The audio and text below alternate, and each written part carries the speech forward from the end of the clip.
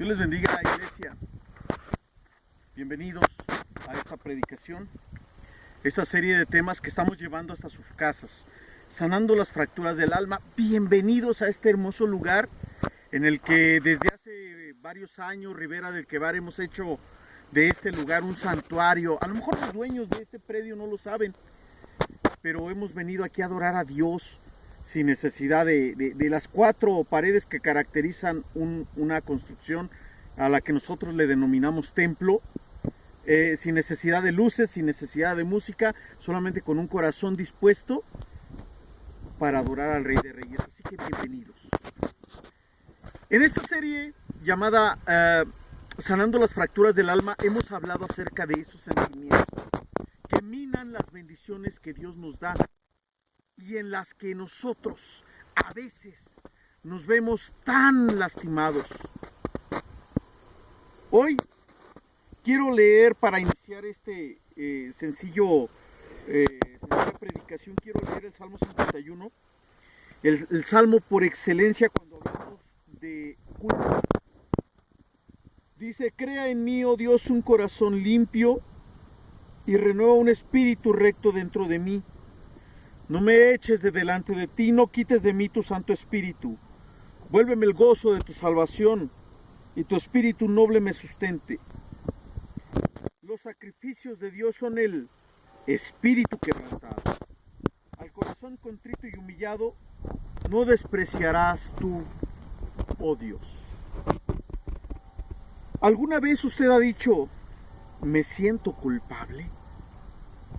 La mayoría de nosotros podemos recordar algún momento en el que el sentimiento de culpa se ha aparecido a nuestra vida.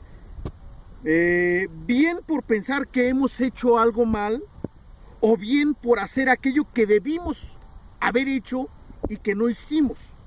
La culpa, iglesia, es un patrón de respuesta emocional que surge por la creencia de haber transgredido alguna norma ética, personal, social o espiritual. Es decir, el sentimiento de culpa puede ser imaginario, puede ser real emocionalmente, y número 3, puede, y en muchos de los casos debe ser real espiritualmente. Sobre todo cuando viene como consecuencia por una conducta que realizamos, o cuando viene como consecuencia por una conducta que no realizamos, cuando se viene como consecuencia por haber dañado a otra persona.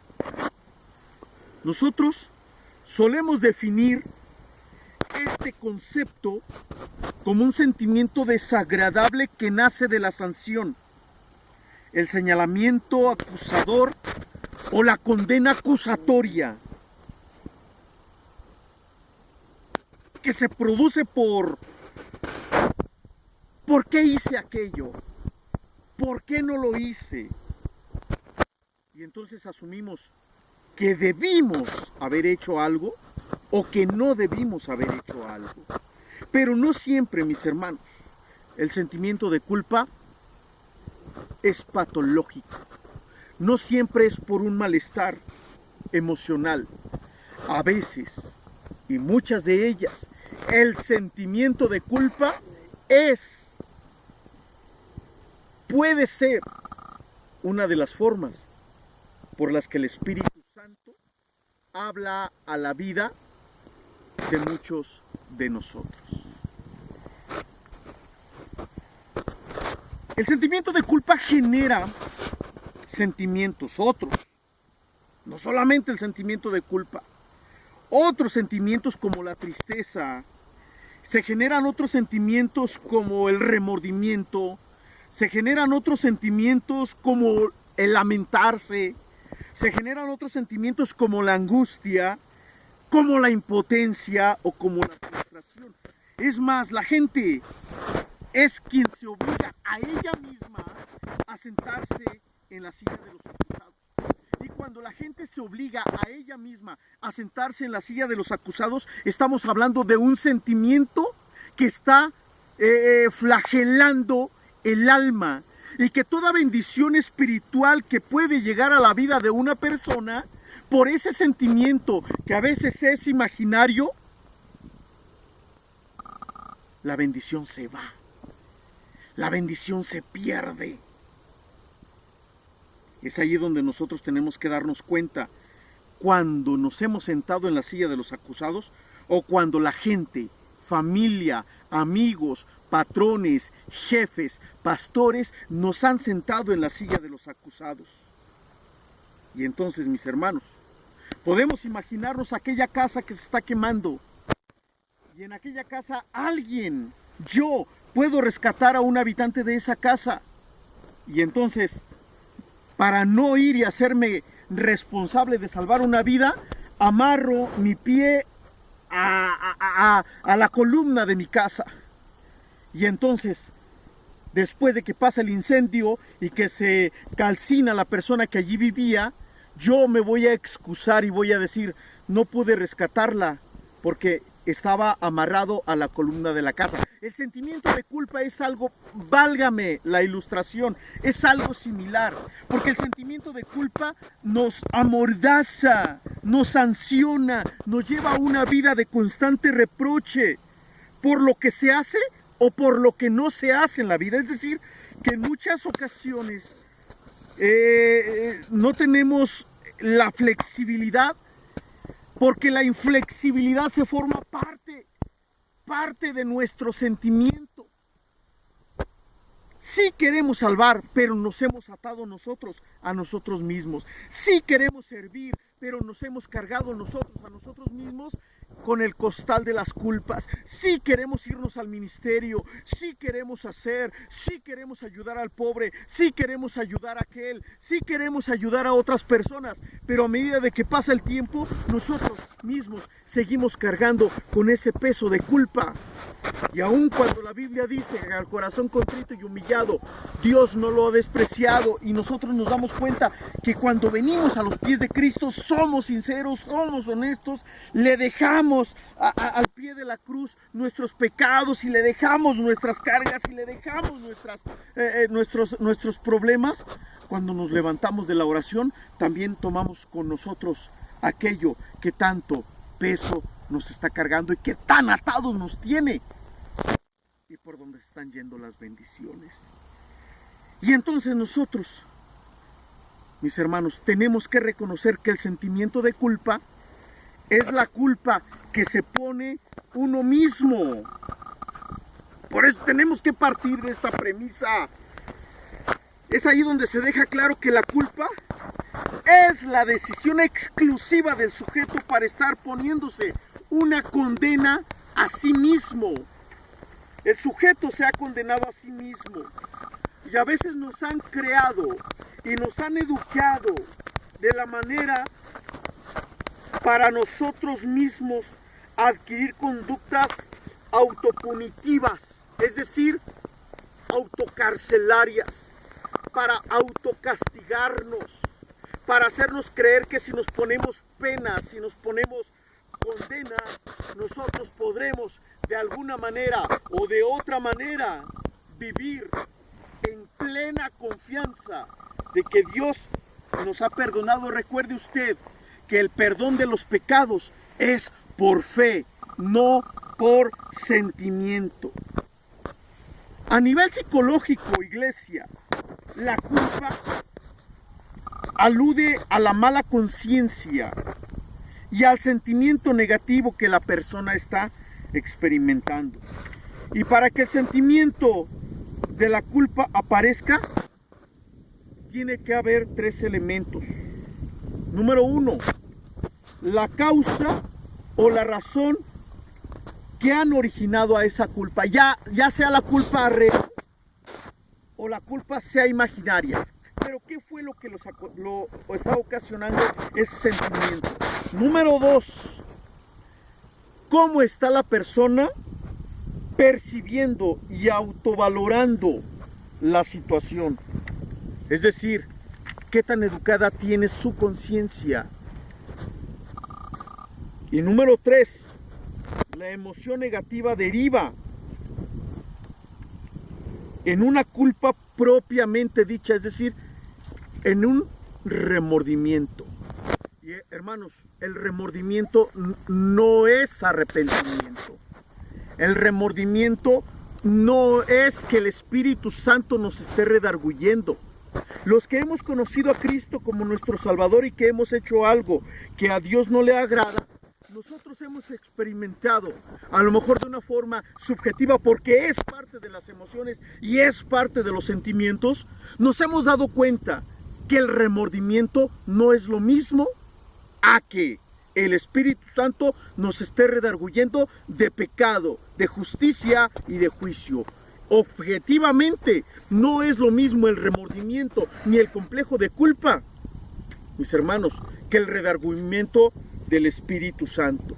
Que ese sentimiento que el Espíritu Santo pone en un creyente cuando es invitado a embriagarse, o que ese sentimiento que el Espíritu Santo pone en un hijo de Dios cuando el hijo de Dios por alguna razón ha robado, o ese sentimiento que el hijo de Dios pone, que el Espíritu Santo pone en un hijo de Dios, en alguna hija de Dios, cuando ha levantado falso testimonio. No es lo mismo el complejo de culpa que el hacer sentir por parte del Espíritu Santo que hemos hecho lo incorrecto. Porque eso sí pesa, porque eso sí duele y no se compara con el complejo de culpa.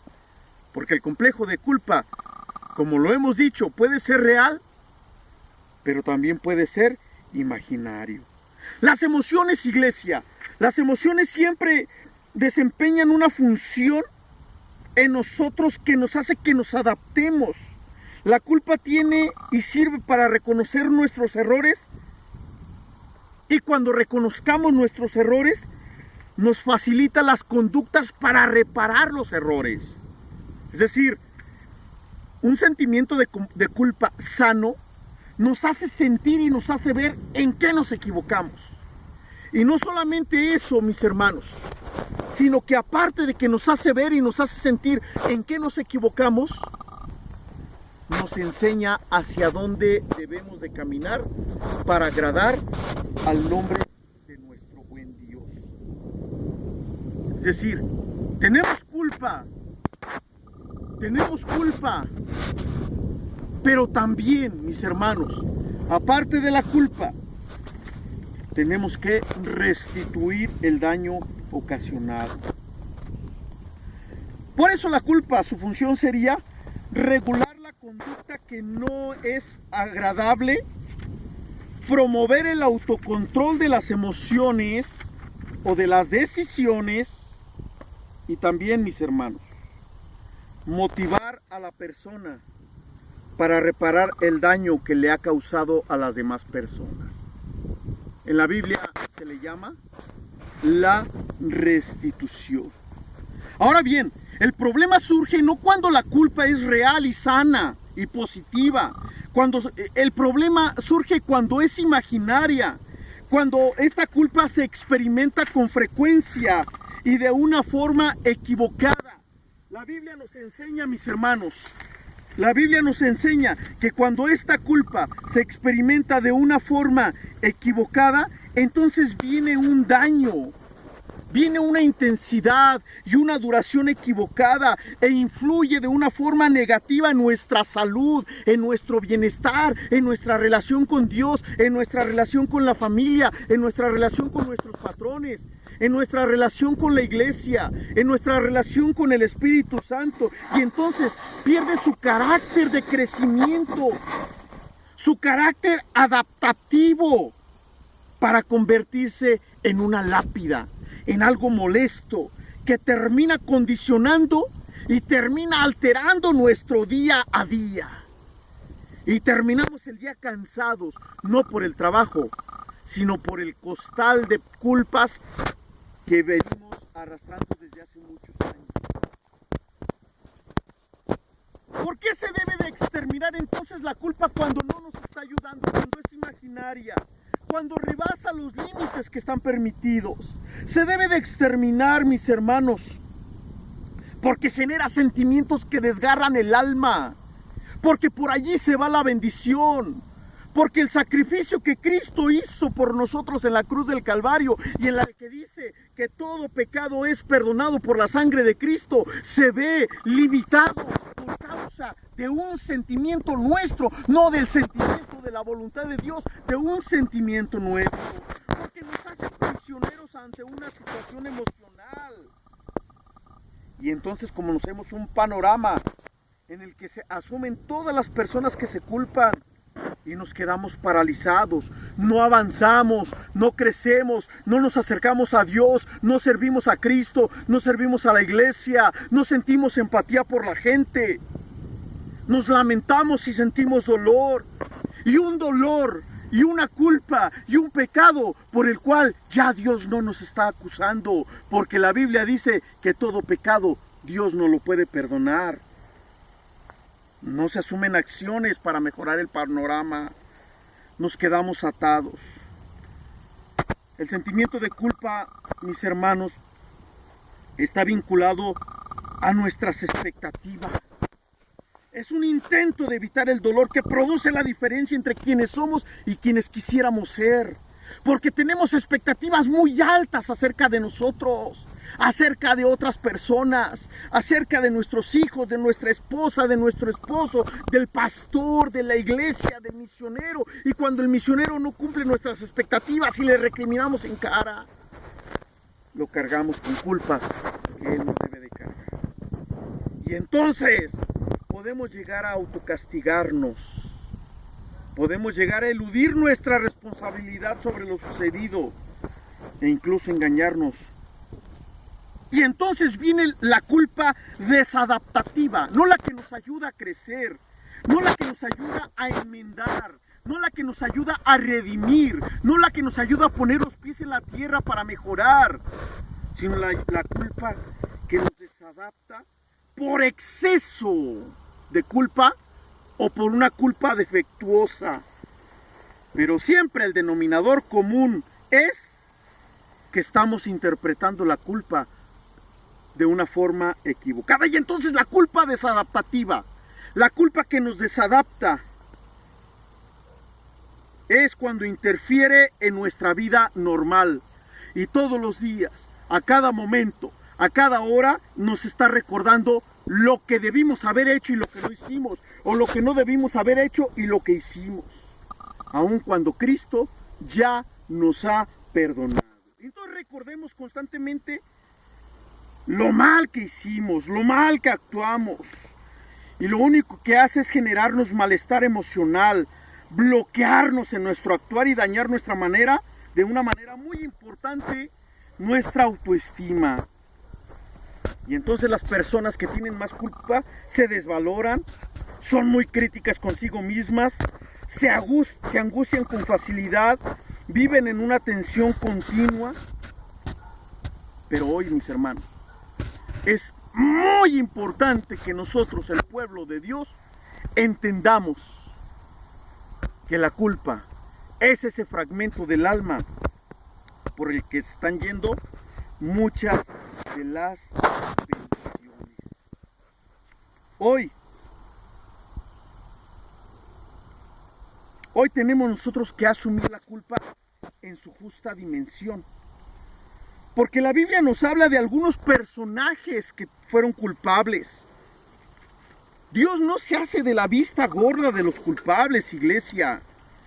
Dios sabe cuando nosotros nos equivocamos. Dios sabe cuando nosotros hacemos lo incorrecto.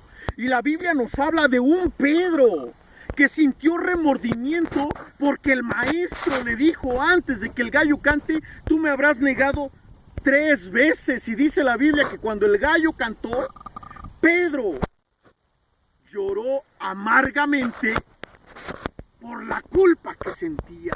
Es más, iglesia, la Biblia nos habla de un Judas que dice la Biblia que vendió al maestro por 30 piezas de plata y que su culpa era tan grande que no pudo con ella y que mejor prefirió quitarse la vida porque pensaba que de esta manera se iba a acabar su sufrimiento.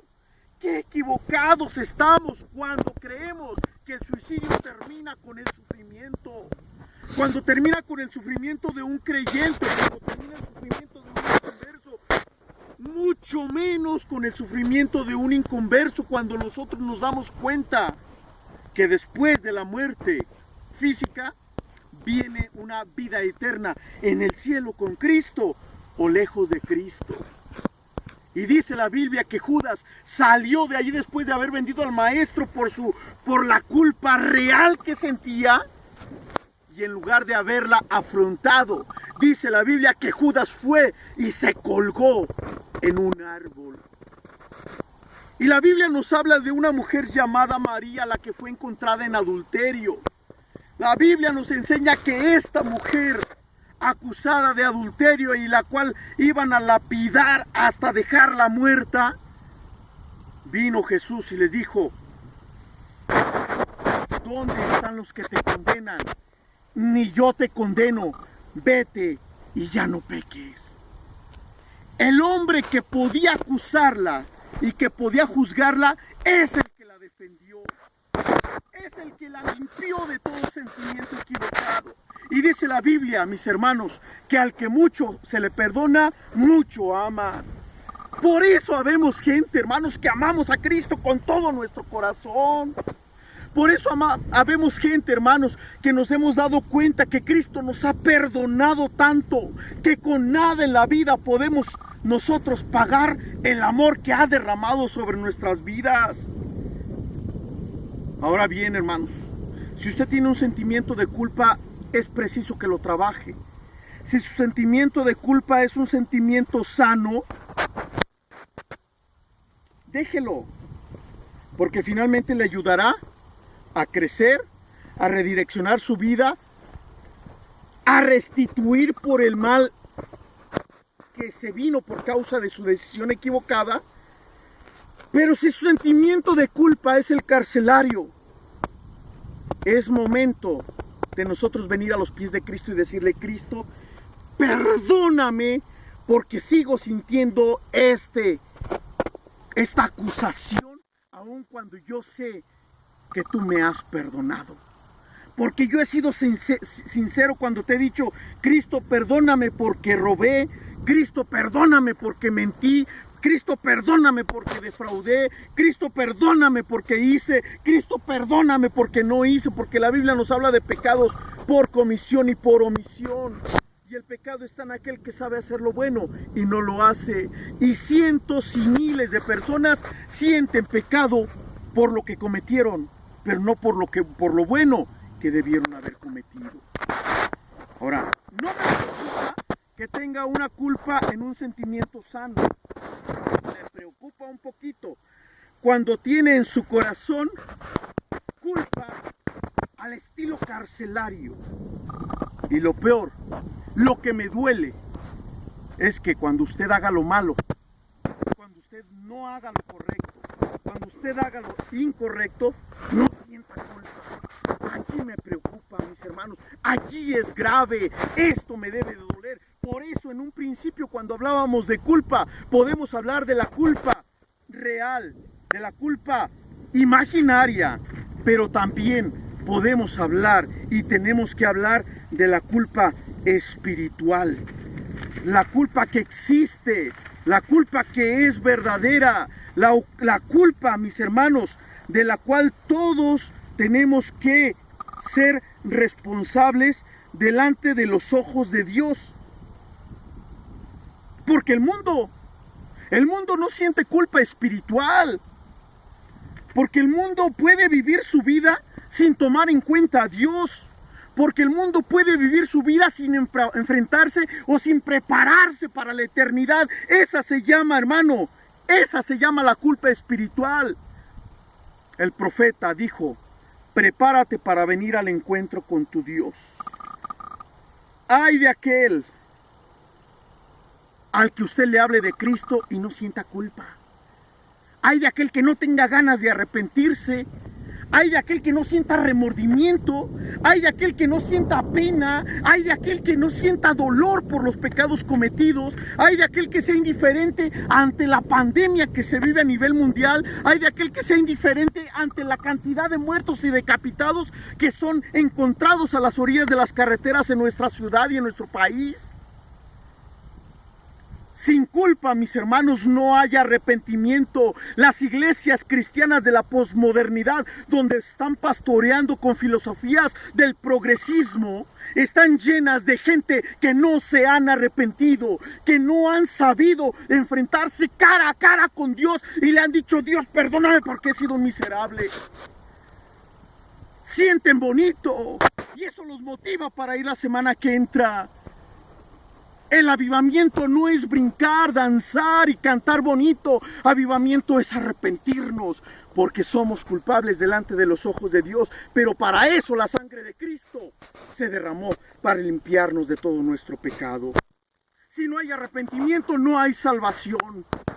Entonces, pues, tenemos que evaluar si nuestra culpa es solamente como un complejo emocional, si es real por algo que hicimos y que tenemos que encauzar, o si la culpa que estamos sintiendo es espiritual, o si definitivamente no sentimos culpa alguna. Y si usted no siente culpa alguna por algo malo que haya hecho, una vez se acercó una jovencita conmigo, hace muchos años, recién había llegado a vivir a Morelia, robó en la empresa donde trabajaba, y se acercó conmigo y me dijo: Tomás, dice, robé, me siento muy mal, dice, por mi culpa van a despedir a 2, 3 personas. Le dije: ¿te sientes mal? Me dijo: sí, pero bien mal, Tomás, no sé qué hacer, me siento mal. Y me da gusto que te sientas mal, porque me preocuparía si después de lo que acabas de hacer, tú no sintieras nada. Un día yo le hablé de Cristo a una persona y le dije: Cristo te ama, arrepiéntete, Cristo quiere perdonar tus pecados. Y la persona me dijo: pues es que no siento arrepentirme, no quiero arrepentirme. Es ahí donde me preocupa. Es ahí donde tenemos que venir a los pies de Cristo. Padre, te damos gracias en esta hora por tu amor, por tu misericordia y por tu bondad. Limpia nuestro corazón de pecado, Señor. Deja nuestro corazón sensible a la voz de tu Espíritu Santo a través de tu palabra. Deja nuestro corazón sensible a la voz de tu Espíritu Santo a través de la enseñanza de la Biblia, Señor. Haznos ser sensibles a tu voz en medio de la crisis espiritual que estamos viviendo.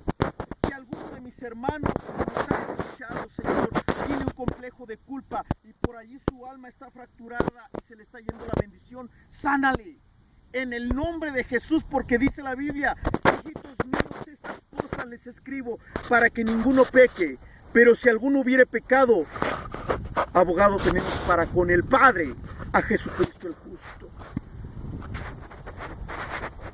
Y por fe creemos que tú nos has perdonado y nos has lavado, y habremos, Señor, de restituir el daño.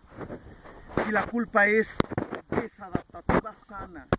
Pero si la gente no tiene culpa, si la gente no siente culpa, si la gente no se siente responsable de sus acciones delante de ti, Señor, redargúyele de pecado, de justicia y de juicio. Pero que en esta predicación podamos sentir tanto tu abrazo sanador como tu mirada escrutadora, Señor, y la responsabilidad de que sabemos que algún día vamos a estar contigo cara a cara. ¿Y qué es lo que te vamos a decir? En el nombre de Jesús. Iglesia, que Dios les bendiga. Muchas gracias por acompañarnos.